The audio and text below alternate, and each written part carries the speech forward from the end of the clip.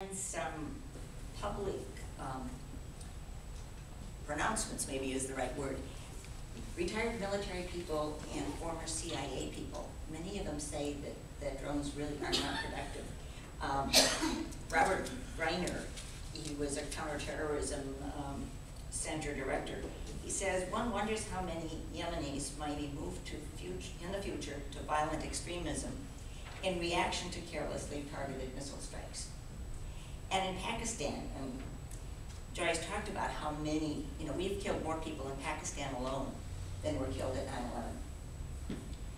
9/11. And yet we say that's what we're responding to. The Pakistani ambassador to the United States, a woman, Sherry Raymond, she said operationally it is counterproductive because it creates more potential terrorists on the ground instead of taking them out. She says public perception in Pakistan turns the attacks into a tool for terrorist organizations. And polls in Pakistan show that over 60% of the population sees the United States as an enemy.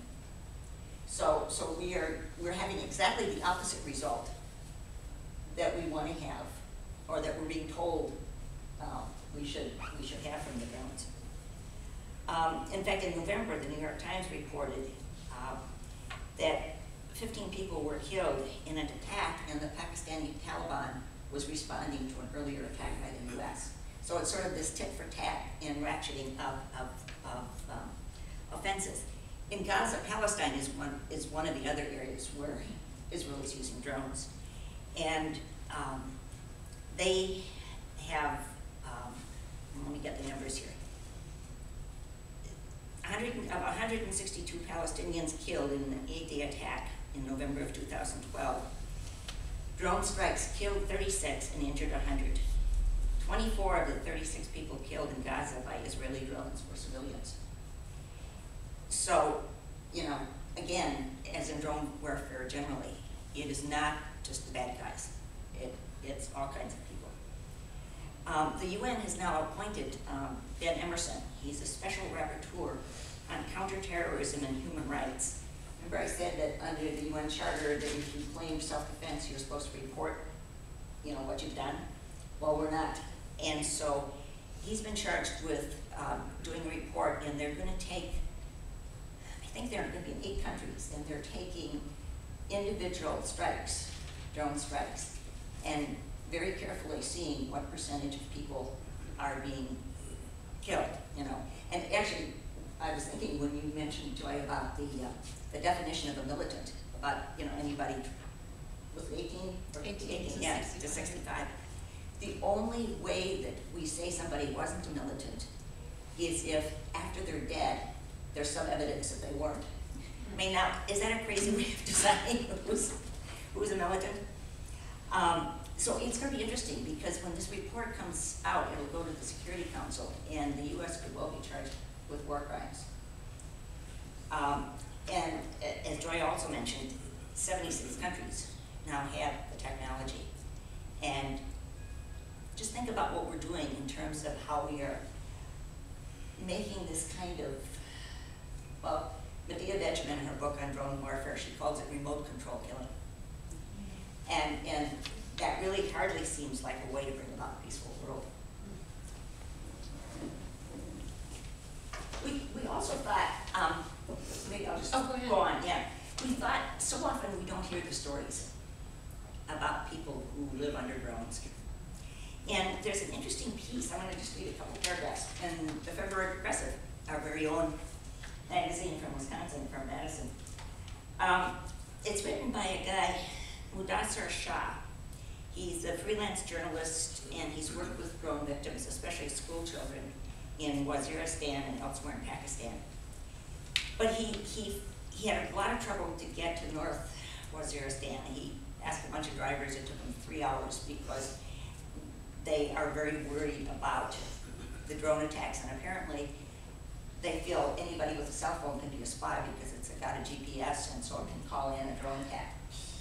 But he talked with this driver, and he was going to take a picture of some construction going on, and The driver said, "Is there a GPS in your mobile phone?" And I said, "Yes." All spies keep such mobile phones, or GPS devices. I'm sorry, I did not mean to call you a spy, but we have lost trust in everybody since the start of drone attacks in our area. All the dead people were not terrorists. We can't sleep, nor can we gather with our relatives like we would before the drones. The drones have stopped our funerals and weddings alike. And Medea has some good stories in her book about drone warfare. Yeah, this is the book by Medea Benjamin, Drone Warfare, Killing by Remote Control. And if anybody wants to find out more about this, and we've got a resource sheet with the title listed, but this is an amazing book. And there's just one short piece that I would just like to read too, a story, because as Bonnie and I were talking about doing this presentation and wondering, well, what do we have time to get in here, because there's so much. And Bonnie said, well, you know, these are the voices of the drone victims, and these are the stories that we don't really hear.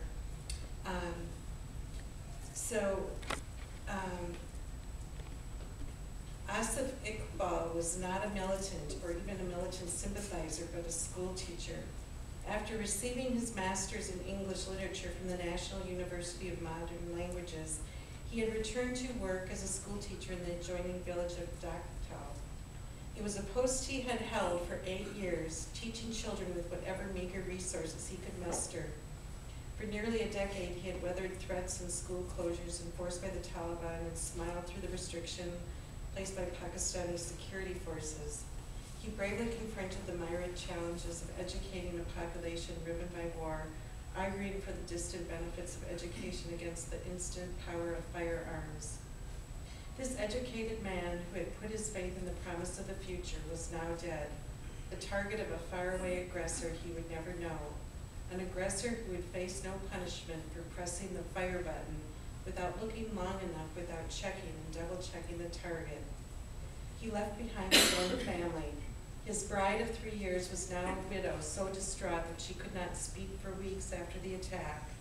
In her lap was Mohammed Kafil, a 2-year-old boy who would never remember his father, save for the worn-fingered photograph shown to him by his mother, a single newspaper clipping describing the attack, and the memories told to him by old uncles and cousins. So it is really important to just put these, you know, faces, and these people have names and faces and people who love them. And we've got some pictures up here of drone victims, and I hope you can take some time to look at these pictures later. We don't see these in our mainstream media, and they're important to see. So Bonnie and I are going to talk a little bit about nonviolent civil resistance now, and that's, you know, there's so many different ways that you can work for peace and justice, and I think everybody in here is doing something to work for peace and justice. And one thing that Bonnie and I have been really involved in is risking arrest, doing nonviolent civil resistance, acting in resistance to our government's law breaking, because we think that there is actually a long history of nonviolent civil resistance that tells us that it works. And so I just really briefly that, you know, it kind of started with Gandhi in South Africa and then in India, but you know, we've had nonviolent people acting in resistance in you know, the women's suffrage movement in England and the U.S., the labor movement here in the United States. And of course, you know, we're all familiar with in the 50s with the civil rights movement, and then the second wave with the women's movement, and gay rights movement, and it just goes on. And there's just so much that people have accomplished in positive social change by working in this way. So we think that this is one important thing that people could consider getting involved in is nonviolent civil resistance and being willing to risk arrest. So we're going to just spend a few minutes just talking about that. I know our time's running. Yeah. Well, actually, maybe we can do that. Why don't we do that? We have 4 handouts with resources, sort of a general nonviolence resource, which I thought was very appropriate for an FOR group. and then we have a bibliography about drones, and we have some information on nonviolent civil resistance and on getting involved. For me, well, first let me define nonviolent civil resistance. I see that as different from civil disobedience. And during a lot of the movements, like the civil rights movement, what was happening was people were breaking an unjust law in order to bring about change. We believe that what we need to do is resist. We have perfectly good laws, and we need to resist our government, which is not following the law. You know, as I talked about the UN and about human rights and about our own domestic law, we are not abiding by those. And for me, it's sort of a last resort. You know, I've done the usual things. I've done the letter writing. I've been contacting people. I've been doing petitions. I've been working with peace groups. You know, and finally I came to the point in 2003 with the beginning of the Iraq War that I just had to do something more. And I guess you can always say, well, you know, and some of my family does actually say, you know, why are you doing that?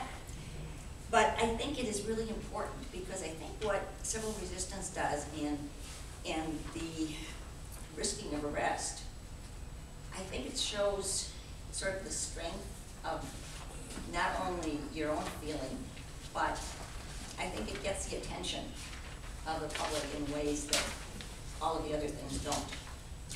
And so I haven't done as much as Joy has done. I think I've been arrested 9 or 10 times.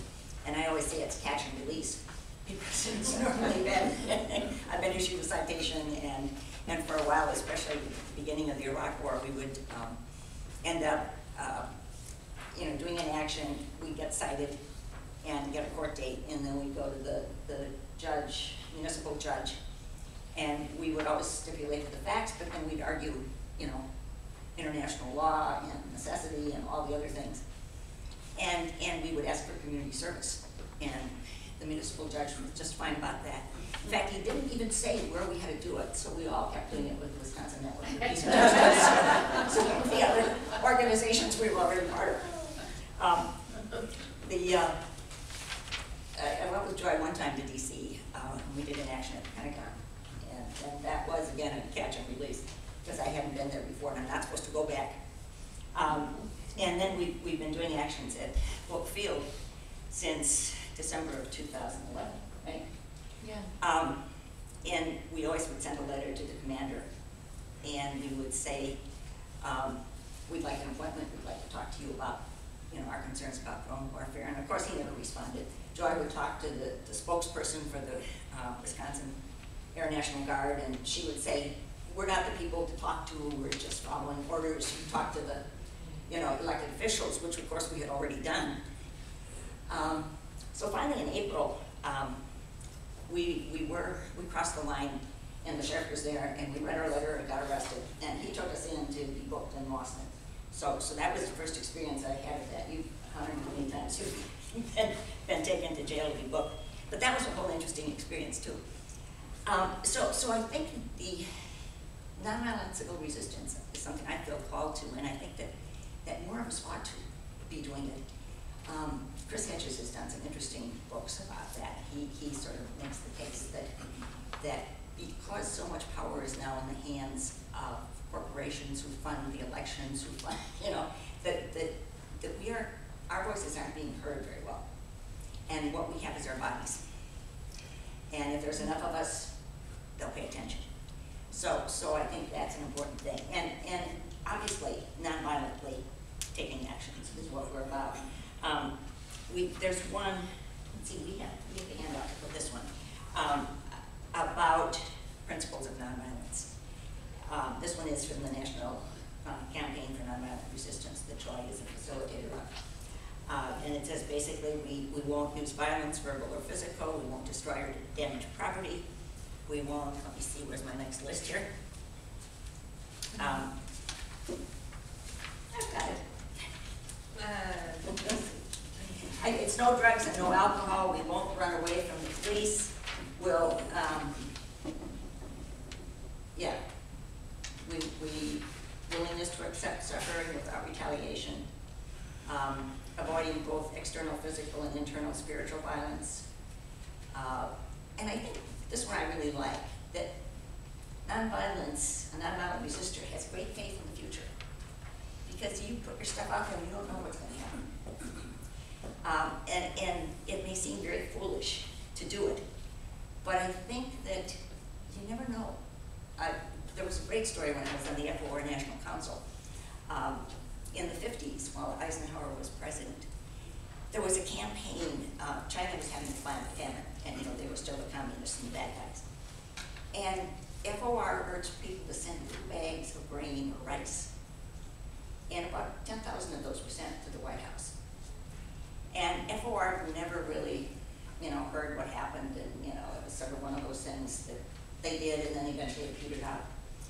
But some years later, one of Eisenhower's undersecretaries talked about a cabinet meeting, and the military was talking about we ought to bomb China.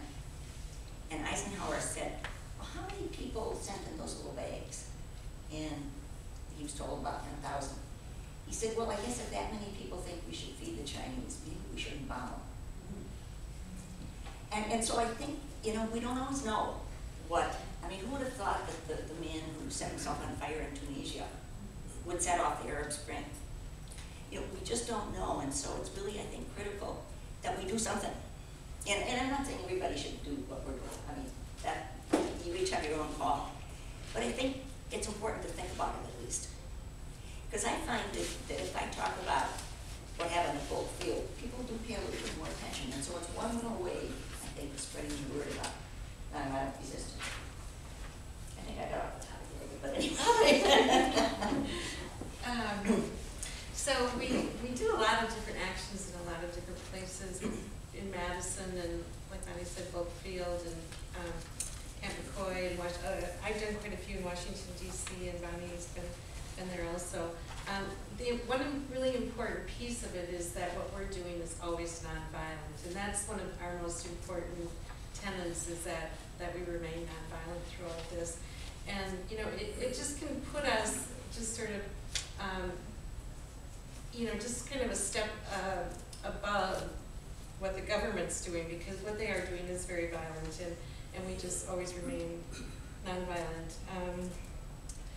When we do an action, it's always very well planned and very well thought through, and we always have several meetings, and with people who've had a lot of experience, and so for people who are new coming to it, it's there are always other people kind of willing to lead the way and help get things organized and planned, and it's not just something that we do just kind of off the cuff without thinking through. I don't think I'll get arrested today.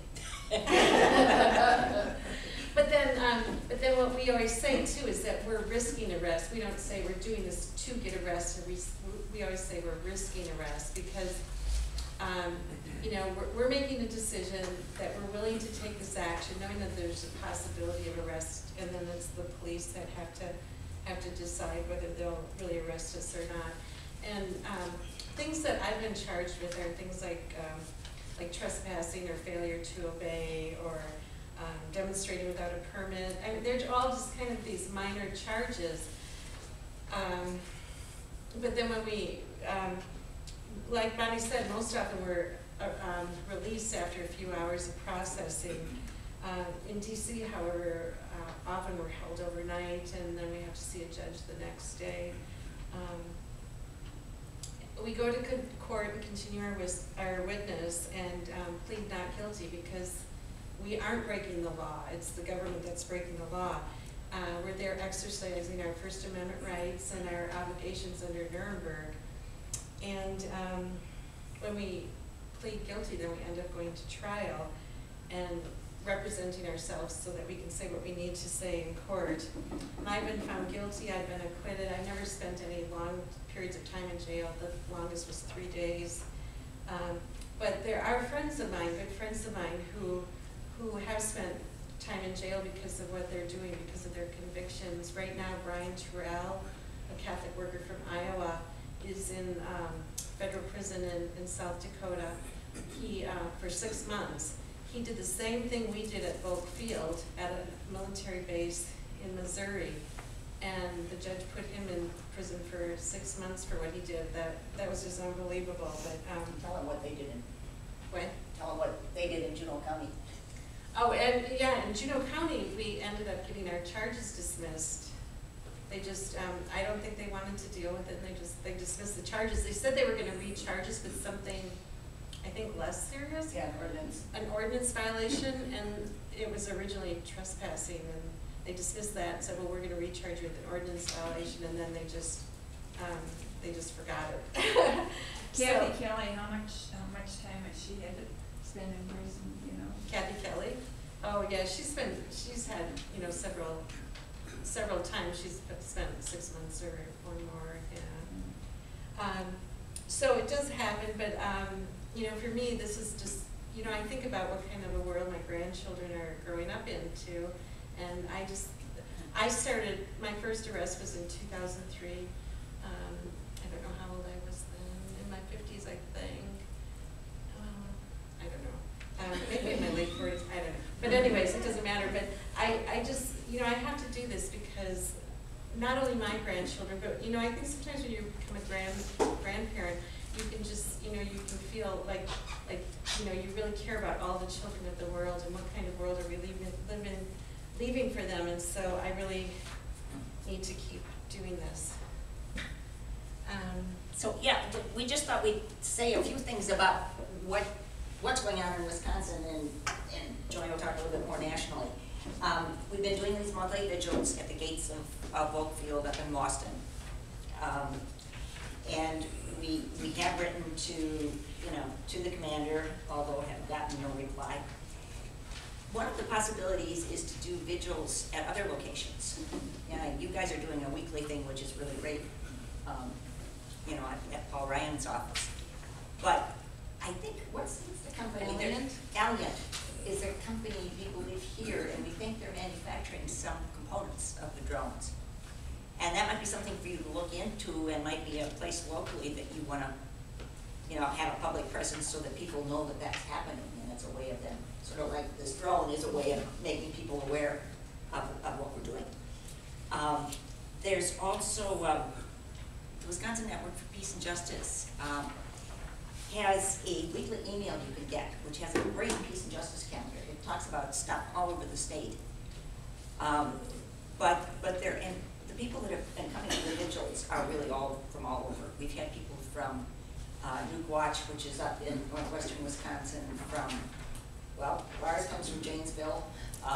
People come from Wisconsin Rapids, you know, lots of different parts in the state. So that is another thing. And there's also an anti-militarism group it's a work group within the network. It meets mostly by conference call, but that's sort of the group out of which the drone actions came about. And they also have been focusing on bringing our war dollars home. So there is now, a couple days ago, for the first anti-drone resolution was passed in Charlottesville, Virginia. Because one of the things that happened, we didn't mention